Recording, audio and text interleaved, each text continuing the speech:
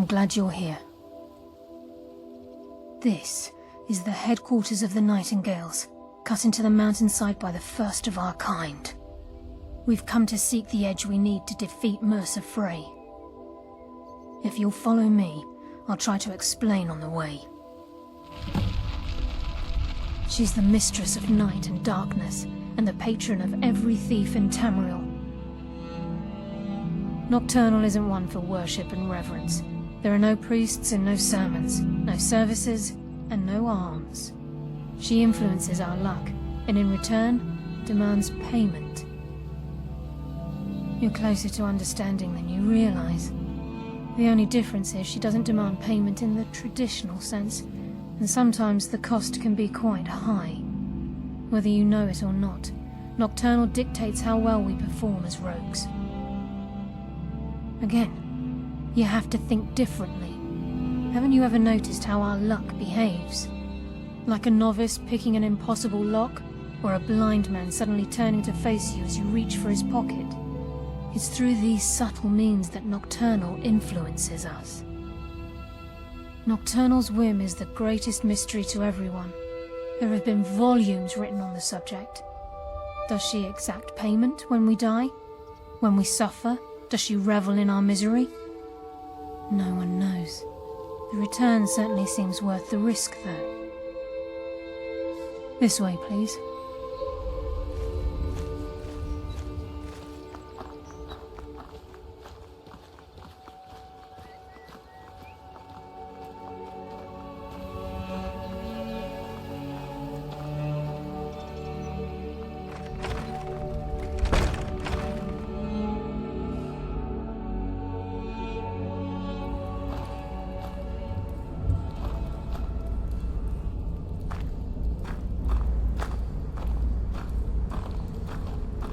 So this is Nightingale Hall.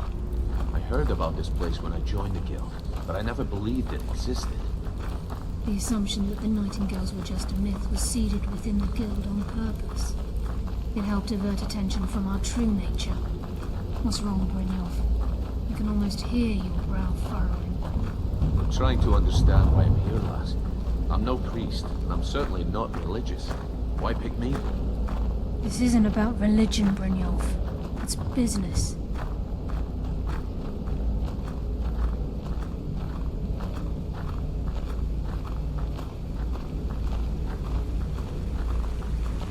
This is Nightingale Hall. You're the first of the uninitiated to set foot inside in over a century. Now, if you'll both proceed to the armory to don your Nightingale armor, we can begin the oath. This is enough to make your head spin, eh?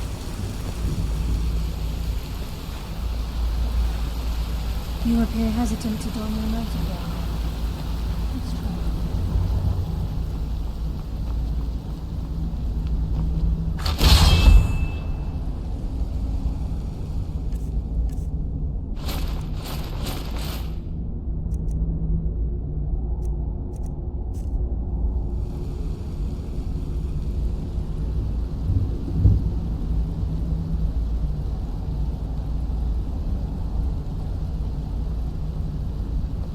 This is enough to make your head spin, eh?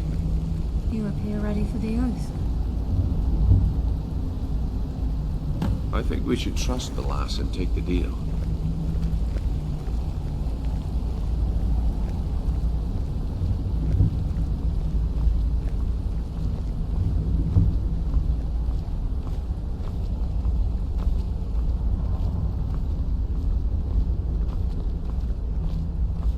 This is enough to make your head spin, eh?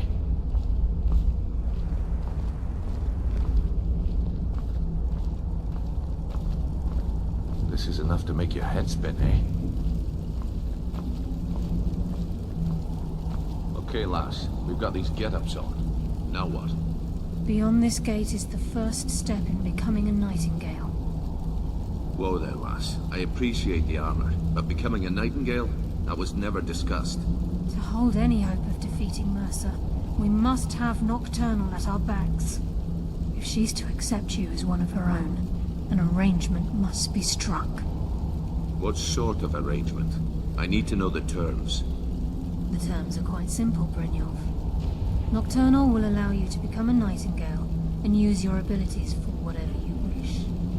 And in return, both in life and in death, you must serve as a guardian of the Twilight Sepulchre. Aye, there's always a catch. But at this point, I suppose there isn't much to lose. If it means the end of Mercer Frey, you can count me in. What about you? Are you ready to transact the oath with Nocturnal? Good. After I open the gate, please stand on the western circle. Time's wasting, and Mercer's still out there. Let's get this show on the road.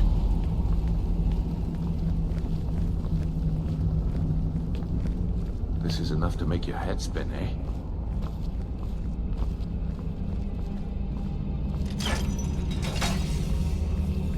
Time's wasting, and Mercer's still out there.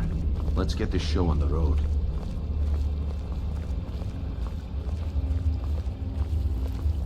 I think we should trust the lass and take the deal.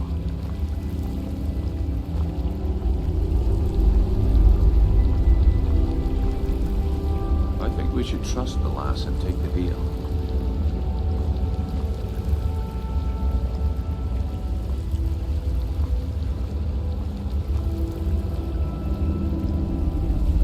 I call upon you, Lady Nocturnal, Queen of Murk and Empress of Shadow. Hear my voice. Ah, Carlia. I was wondering when I'd hear from you again. Lose something, did we? My lady, I've come before you to throw myself upon your mercy and to accept responsibility for my failure. You're already mine, Carlia. Your terms were struck long ago. What could you possibly offer me now? I have two others that wish to transact the oath, to serve you both in life and in death. You surprise me, Carlia. This offer is definitely weighted in my favor.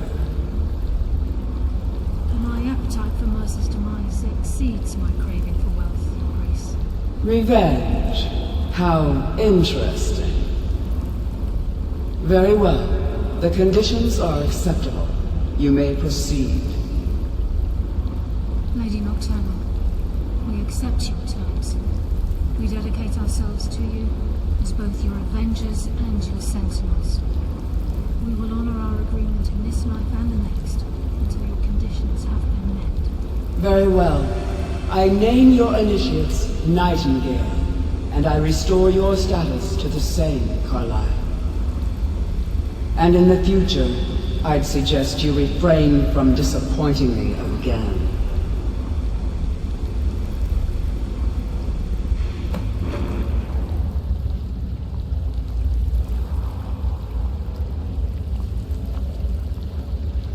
Now that you've transacted the oath, it's time to reveal the final piece of the puzzle to you. Mercer's true crime.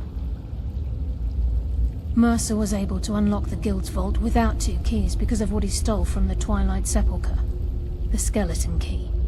By doing this, he's compromised our ties to Nocturnal and, in essence, caused our luck to run dry. Well, yes, but the key isn't only restricted to physical barriers. All of us possess untapped abilities, the potential to wield great power securely sealed within our minds. Once you realize the key can access these traits, the potential becomes limitless.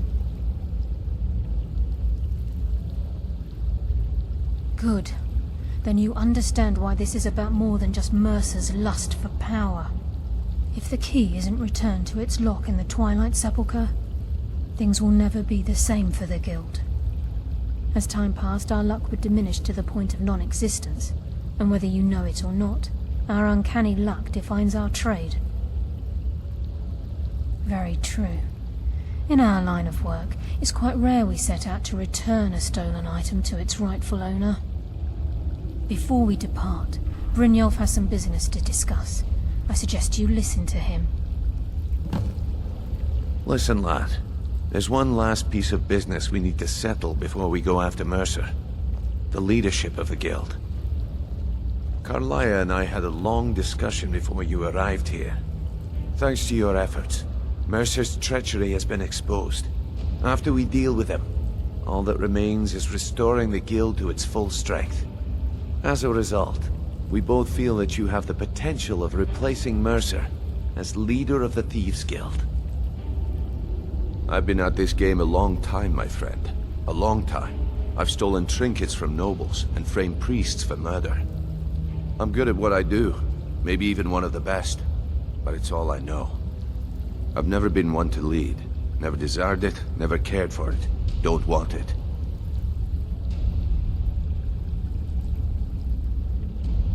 Look, everyone in the guild admires what you've done. Maybe they won't come out and simply tell you, but I promise you it's true. And now they know Mercer never genuinely cared about the guild. He lacked the loyalty you obviously possess. I can't think of anyone better.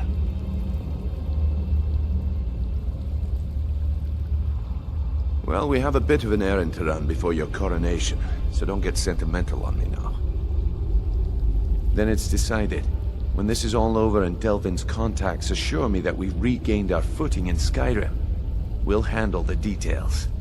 Until then, we have quite the task ahead. I've been poring over the plans you brought us, and I'm convinced the eyes of the Falmer are in the Dwarven ruins at Erkenthand. Karlaya and I will meet you there. Prepare yourself, lad. This will be a fight to remember.